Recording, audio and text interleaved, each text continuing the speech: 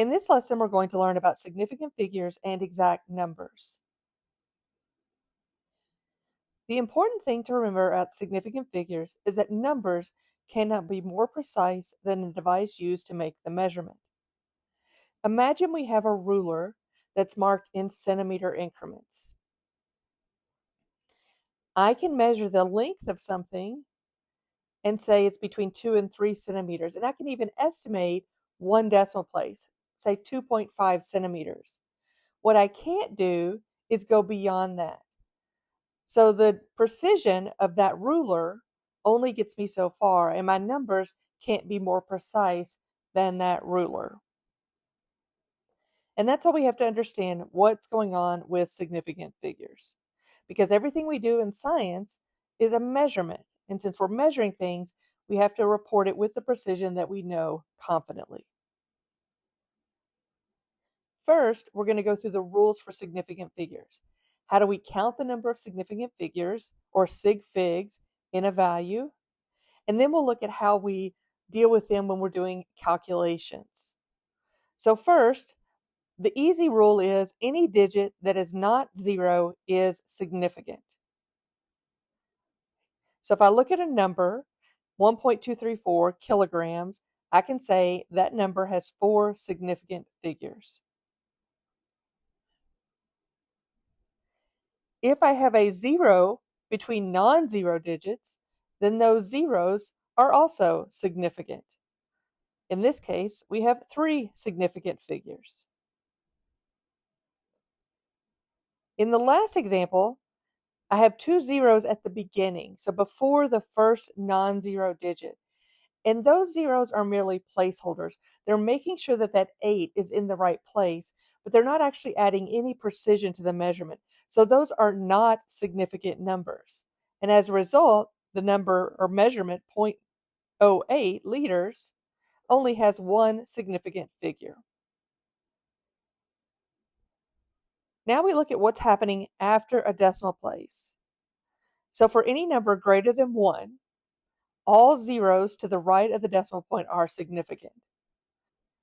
If we reported a mass of 2 milligrams, what we're saying is that is somewhere between 1 to 3 milligrams. The last digit is always assumed to be some sort of an estimate. If I say something is 2.0 milligrams, because however I measured that mass gives me that level of precision, then I know my actual mass is between 1.9 and 2.1 milligrams. So I have a much more precise answer. So when I look at 2.0 milligrams, that trailing 0 at the end after the decimal place is significant. So this number has 2 significant figures. For numbers less than 1, then only the zeros that are at the end and in the middle of the number are significant. So we have zeros at the beginning, which are placeholders. Okay? They're just making sure the other digits are in the right decimal place. And so those do not count. Our 4, 2, and the 0 at the end are significant. So this number has 3 significant figures. Let's do one more example together, and then you can try some on your own. So how many sig figs are in each of these values? So for the first one, we have 4.9120. We know that all of our non-zero digits are significant, so we know those first 4 numbers are all significant. The 0 is at the end. It's a number greater than 1, and it's after a decimal point, so that 0 is also significant. So this number has 5 sig figs.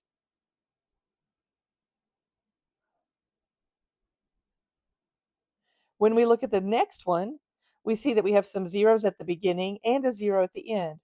The zeros at the beginning are placeholder zeros, so those are not significant. In other words, they're not adding to the precision of the measurement.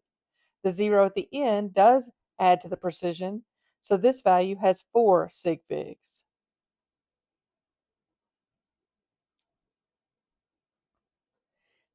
In 209 milliliters, the 2 and the 9 are both significant. Therefore, the 0 in the middle is also significant, and we have 3 sig figs.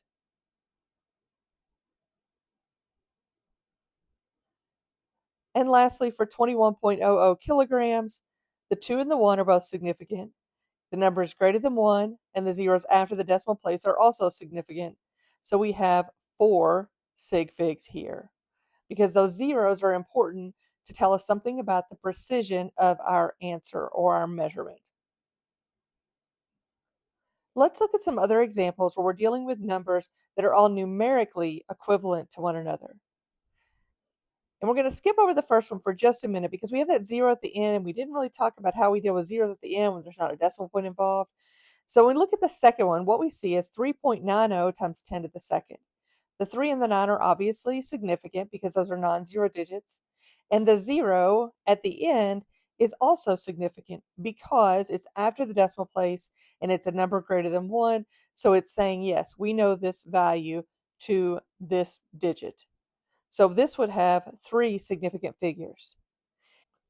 If we look at the next one, 3.9 times 10 to the second, we see that we don't have that 0 anymore. We still have the 3 and the 9, and those are both significant, so this has 2 significant figures. By writing it in scientific notation, it's much easier to identify whether or not a 0 at the end is significant or not. Since we don't need it to represent the value in the last example, we leave it off because that 0 doesn't need to be there.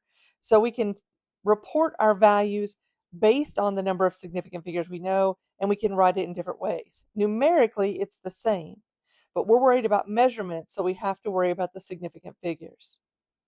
Now let's go back to that first one with 390. And we have this kind of weird situation with this 0 at the end. And when we look at that, we don't really have a rule that applies to it. So if you looked at this, we'd actually call this an ambiguous situation for how many significant figures it has. In some places, you'll see that they count that as 2 sig figs. Some places count it as 3 sig figs. We're just going to avoid it. And so if we have a situation where we have an ambiguous number of significant figures, we're just going to put it in scientific notation so that we can make it very clear how many significant figures we should have. If we don't want to write in scientific notation and we want to leave it with 3 sig figs, we also have the option of writing it with a decimal point at the end. By putting that decimal point there, we're saying that 0 is in fact significant. It looks a little odd to write a decimal point with nothing after it, but it's important because it says something about the significance of that 0 in the measurement. The other thing we have to worry about when we're looking at significant figures are exact numbers. And so exact numbers are such that we don't count anything about significant figures with them because they are exact.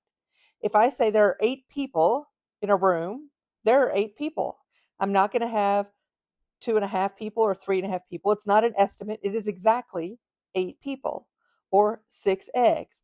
I can't have a partial number of those things. So for counting something, that's always going to be an exact number. Other places we see exact numbers are in the units of the same measuring system. So 1 quart equal to 4 cups, those numbers are exact. That's a definition of those terms. So 1 foot equals 12 inches. We see that many of these numbers are whole numbers, but not all whole numbers are exact numbers. And not all exact numbers are whole numbers, as we'll see in this last example. When we look at this last example, 1 inch equals 2.54 centimeters. That is, in fact, an exact number. 1 inch is exactly 2.54 centimeters. That is not a rounded number. It is not a factor of its measurement. That is what it's equivalent to. So that 2.54, even though it's not a whole number, is still considered an exact number. And the reason this is going to become important is because when we start to do calculations and there are exact numbers involved, we're not going to have to worry about the number of digits or the number of significant figures in an exact number because we don't count those.